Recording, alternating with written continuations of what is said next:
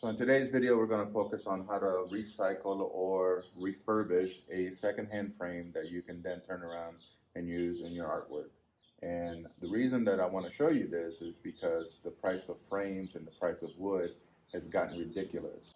Sometimes the best thing to do is to go to a thrift store, find a frame that'll fit what your needs are, and then refurbish it yourself. And it'll save you a lot of money. To give you an idea, yesterday I went to the local art store to look for a frame that I needed, and they were running about $50, and they were cheaply made with plexiglass and MDF. I bought the same frame made out of solid red oak with real glass at the thrift store for $3, but I do have to do a little bit of work on it. So I bought 3 of them, so I'm going to show you how I refurbish one of them. So before I take this apart, I'm just going to do an overall inspection. Now, I did this at the actual store, but I wanted to show you what I'm looking for. First of all, the quality of the wood. I'm looking to make sure that there's no major defects on it. The second thing that I want to look at are the corner joints. Make sure that they are well sealed, that they're not coming apart. And so that looks good. And then the third thing that I'm looking for, I'm looking at the glass and I'm looking for any scratches, any chips, or any cracks. So if all of that is good, then I'm ready to move on to the next step. All right, the next thing to do is to take this apart. So I'm going to take this back here and cut off this wire. I'll take those off in a minute. I'm going to take my carving knife and I'm going to remove this backing. You could do this with an X-Acto knife, or you can just rip it off because we're not going to be reusing this.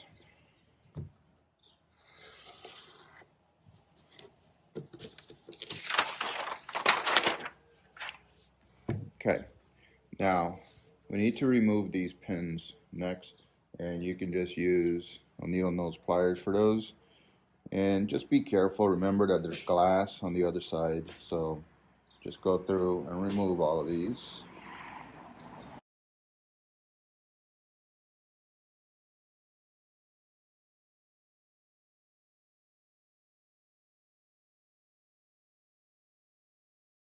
So get that out of there. Get this out of there. You can save this so that you can get your measurements if you need to. Okay. Then still using the needle nose pliers. Go ahead and take these off.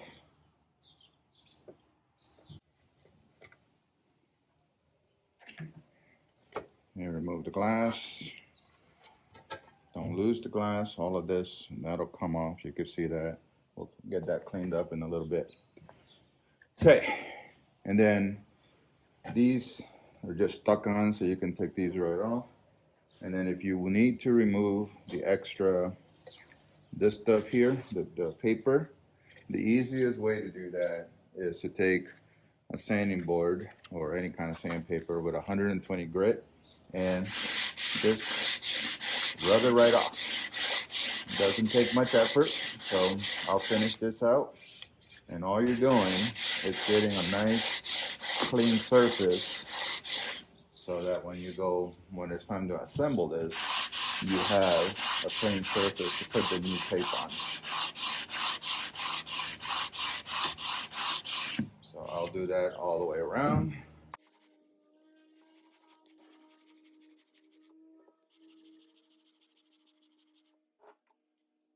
I have a vacuum there. I'll vacuum this up in a minute. Okay, for the front, you want to give this a really good cleaning. So I'm going to be using some wood cleaner and paper towels, and I also have a little toothbrush over here. So all you got to do is spray this, and then I like to take the toothbrush and kind of agitate, especially in these little crevices. Now, take your time, and you may have to repeat this more than once. So I'll do the inside portion of it first, and and then I'll check the outside.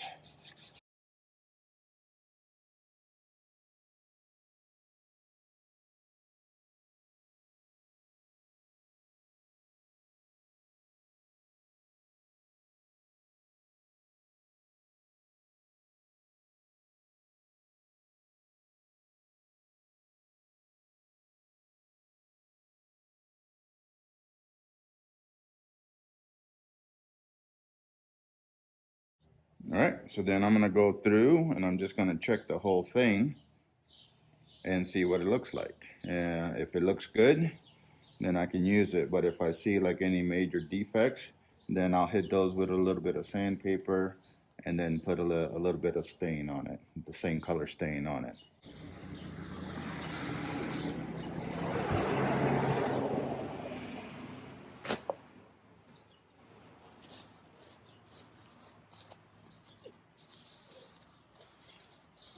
Make sure you clean the glass really well on both sides.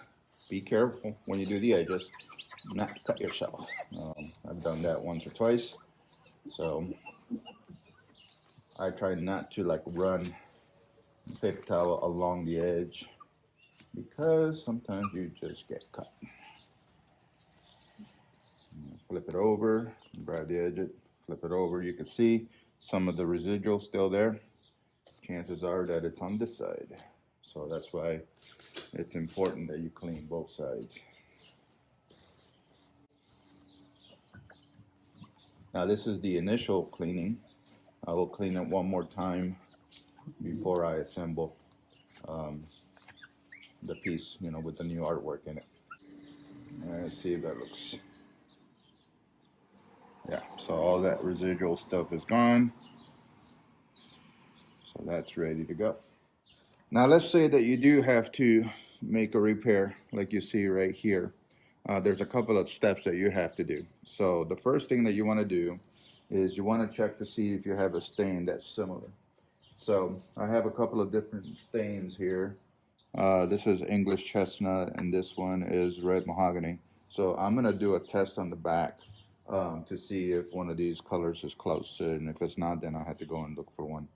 So whenever you test stain, always make sure that you are working on the actual wood itself. So do it on the back. That way, if it doesn't work, nobody's going to see it later on. So I'm going to open this up. I've already cleaned the surface really well. And I want to sand the area. So I'm just going to do a little area right here.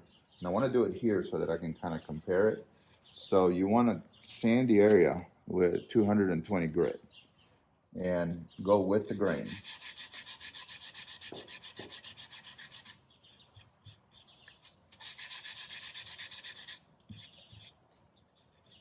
Okay, so super simple. Next thing that you want to do is you want to apply the stain. Make sure that you are following the manufacturer's recommendation. I always use a little stir stick because when the stain sits around for a long time, the sediments tend to go all the way down to the bottom. Don't shake it, but stir it up really, really good. And then, since all I'm doing is a little test, all I'm going to do in the area that I sanded is take a little bit of this stain right here and I want to put it on.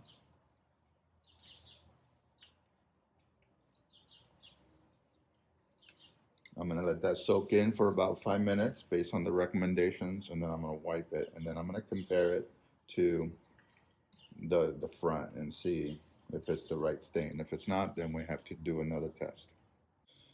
All right, so about 5 minutes has gone by. Now we can just take a clean cloth and wipe off any extra stain. Rub it in, because you want to make sure you get it into the pores, and rub off the extra. Then you can compare it. You can compare that to that. And it's pretty close. It's not exactly right, but it's pretty close. This has a little bit more of a red tint to it.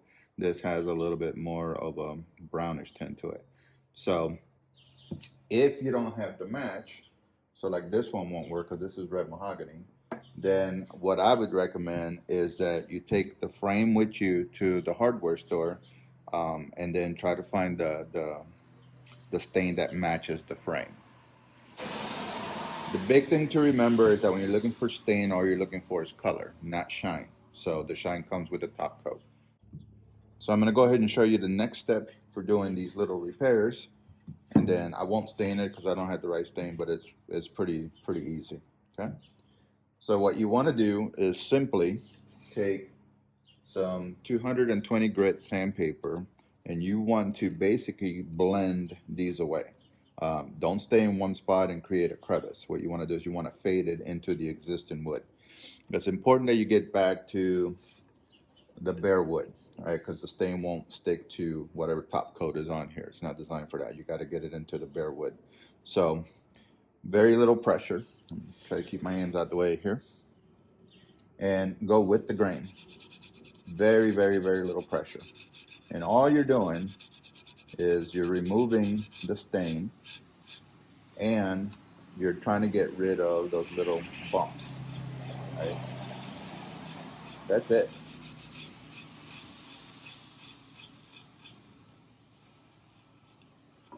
So you can see that that little bump is gone. There's a little bit more here on the side, so I'm gonna see if I can keep this up here and show you. But I'm using like virtually no pressure whatsoever. I'm letting the sandpaper do the work for me.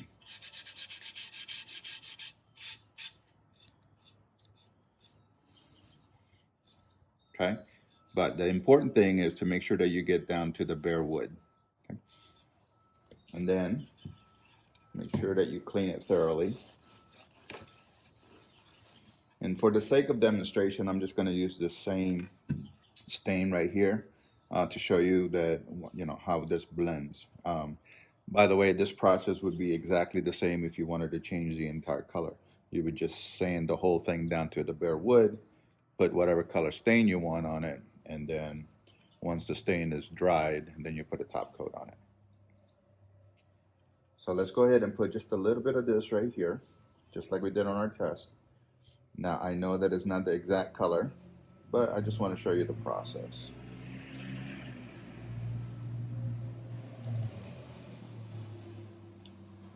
Now I'm going to let that soak in, and then I'm going to wipe it and check it. Now if I was doing the entire frame after everything was done, I would actually be using like a foam brush or some sort of applicator to put the stain on. Okay, so let's let that sit for a little bit, and then we'll wipe it off. All right, so this has been sitting for about 5 minutes, and I'm just going to wipe off the extra. And you can see, even though it's not an exact color, you can see how well that blended because I did the sanding, and when I sanded it, I kind of blended it into the background. So remove all the extra. And then if I was happy with that and I was going to finish it, I would let it dry for 24 hours and then just put a little bit of wax on it. And the wax is what gives it the shine on this one. So, or whatever top coat you decide. So you can use wax, you can use lacquer, you can use polyurethane, you know, whatever you want. Okay, but that's the process.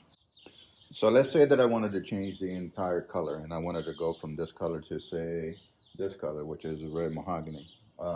If I wanted to, I could actually use a premium stripper and follow the manufacturer's recommendation to remove all of this much quicker. Now, if you're going to use something like this, please make sure that you're staying safe, read the stuff up, wear gloves, make sure that you're working in a well ventilated area because this stuff is nasty. I try not to use this, but sometimes you have to when you're trying to get into these like little areas that are difficult to sand. But if there's areas like this where it's easy to get to, I much prefer to use sandpaper. It's a lot safer. So, all right, so there you have it. A couple of different ways to refurbish some frames. Hopefully this works for you, saves you some money, and give you better quality frames in the process. So let me know what you think in the comments below. And as always, thanks for watching.